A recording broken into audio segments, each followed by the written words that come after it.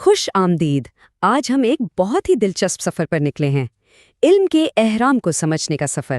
یعنی ہم یہ دیکھیں گے کہ سائنس اصل میں کام کیسے کرتی ہے اور ہم سچائی کو صرف ایک رائے سے الگ کیسے کرتے ہیں۔ یہ جاننا کہ کیسے ایک چھوٹا سا شک، ایک چھوٹا سا سوال ایک مضبوط سائنسی حقیقت کی بنیاد بن جاتا ہے۔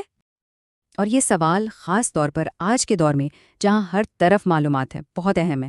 تو اس کا جواب کیا ہے؟ ہم کیسے پہچانتے ہیں کہ کیا سچ ہے اور کیا صرف کہانی؟ دیکھیں، اس مشکل سوال کا جواب دینے کے لیے ہمارے پاس ایک بہت زبردست ٹول ہے جسے ہم کہتے ہیں سائنٹیفک میتھڈ، یعنی سائنسی طریقہ کار۔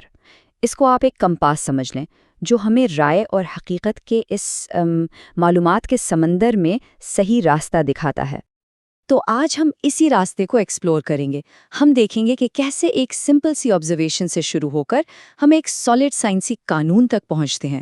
چلیں سٹیپ بائی سٹیپ اس پورے پروسیس کو سمجھتے ہیں۔ تو سب سے پہلے بات کرتے ہیں مشاہدے یا آبزرویشن کی۔ ہر بڑی سائنسی دریافت کی شروعات، اس کی بنیاد ایک سمپل سی چیز ہوتی ہے، مشاہدہ۔ لیکن یہ صرف دیکھنے سے کہیں بڑھ کر ہے۔ سائنس کی دنیا میں آبزرویشن کا مطلب صرف دیکھنا نہیں ہے، اس کا مطلب ہے ایکٹیو ہو کر معلومات جمع کرنا۔ جیسے آپ نے نوٹس کیا کہ کچھ اینٹی بائیوٹکس اب بیکٹیریا پر پہلے جیسا اثر نہیں کر رہے ہیں، اور پھر آپ سوال اٹھاتے ہیں آخر ایسا ہو کیوں رہا ہے؟ یہ ہے اصل سٹارٹنگ پوائنٹ۔ اب جب ہم کچھ آبزرو کرتے ہیں تو ہمارا دماغ فوراً اس کی وجہ ڈھونڈنے لگتا ہے نا؟ یہ قدرتی ہے۔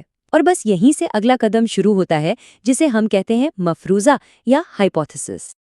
تو یہ جو ہائپوتھیسس ہے نا، یہ کوئی عام سا تکا نہیں ہوتا، بلکہ یہ ایک سوچا سمجھا ٹیسٹ کرنے کے قابل دعویٰ ہوتا ہے۔ جیسے مثال کے طور پر آپ کہتے ہیں کہ اگر ایک خاص دوائی بلڈ شوگر کم کرتی ہے تو اس کو استعمال کرنے والے مریضوں کا A1C لیول 3 مہینوں میں نیچے آئے گا۔ دیکھا، یہ ایک بالکل صاف اسپیسیفک پریڈکشن ہے جسے ناپا جا سکتا ہے۔ اچھا، تو اس بات کو تھوڑا اور سمجھتے ہیں۔ ایک ہائپوتھیسس کو سائنسی کیا چیز بناتی ہے؟ وہ ہے یہ آخری 2 پوائنٹس۔ پہلا کہ اسے ٹیسٹ کیا جا سکے، اور دوسرا کہ اسے غلط ثابت کرنا ممکن ہو۔ مطلب اگر کوئی ایسا آئیڈیا ہے جسے ٹیسٹ ہی نہیں کیا جا سکتا یا جسے غلط ثابت کرنے کا کوئی طریقہ ہی نہیں، تو پھر وہ سائنسی ہائپوتھیسس نہیں کہلا سکتا۔ اب آتے ہیں اس لفظ پر جو ہم سب سے زیادہ غلط استعمال کرتے ہیں، تھیوری یا نظریہ۔ ہم اکثر سنتے ہیں نا، ارے یہ تو بس ایک تھیوری ہے۔ لیکن سائنس کی زبان میں تھیوری لفظ کا مطلب بالکل الگ ہے اور بہت بہت زیادہ پاورفل ہے۔ تو فرق کیا ہے؟ دیکھیں، عام زندگی میں ہم تھیوری کا لفظ استعمال کرتے ہیں ایک اندازے کے لیے، ایک خیال کے لیے۔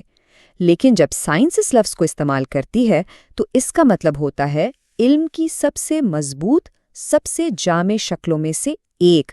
زمین آسمان کا فرق ہے عام استعمال اور سائنسی استعمال میں۔ تو ایک سائنسی تھیوری اصل میں ہے کیا؟ یہ صرف ایک آئیڈیا نہیں ہے، یہ ایک پورا ایکسپلینیٹوری فریم ورک ہے، ایک پورا ڈھانچہ ہے جو کسی چیز کو ایکسپلین کرتا ہے، اور یہ ہزاروں ایکسپیریمنٹس اور آبزرویشن سے ثابت ہو چکا ہوتا ہے۔ مثال کے طور پر جرم تھیوری یا جراثیم کا نظریہ جو ہمیں بتاتا ہے کہ بیماریاں کیسے پھیلتی ہیں، یہ بس ایک تھیوری نہیں ہے، یہ سائنس کی بنیادی حقیقت ہے۔ اچھا، تو اگر تھیوری ہمیں کسی چیز کا کیوں بتاتی ہے تو اس علم کے پیرامڈ میں ایک اور اہم حصہ ہے جو کیا پر فوکس کرتا ہے، اور وہ ہے سائنسی قانون۔ سائنسی قانون کو آپ قدرت کا ایک اصول سمجھ لیں جو ہمیشہ ہر حال میں ویسا ہی رہتا ہے۔ قانون یہ نہیں بتاتا کہ کوئی چیز کیوں ہو رہی ہے، لیکن وہ بالکل ایک دم ٹھیک بتاتا ہے کہ کیا ہوگا۔ اس کی سب سے عام مثال ہے قانون کشش ثقل یا لا آف گریوٹی۔ تو پھر سوال یہ اٹھتا ہے کہ ان دونوں میں، تھیوری اور قانون میں، اصل فرق کیا ہے؟ اور یہ شاید اس پوری گفتگو کا سب سے اہم حصہ ہے۔ اکثر لوگ سوچتے ہیں کہ ایک ہائپوتھیسس آگے جا کے تھیوری بن جاتی ہے اور تھیوری مزید ترقی کر کے قانون بن جاتی ہے، لیکن یہ بالکل غلط ہے، ایسا بالکل نہیں ہوتا۔ تو اس کا جو سب سے اہم نقطہ ہے نا، وہ یہ ہے، قانون ڈسکرائب کرتا ہے یعنی بیان کرتا ہے، اور نظریہ ایکسپلین کرتا ہے یعنی وضاحت کرتا ہے۔ نیوٹن کا کشش ثقل کا قانون یہ بتاتا ہے کہ 2 چیزیں ایک دوسرے کو کیسے کھینچتی ہیں، یہ ہوا کیا؟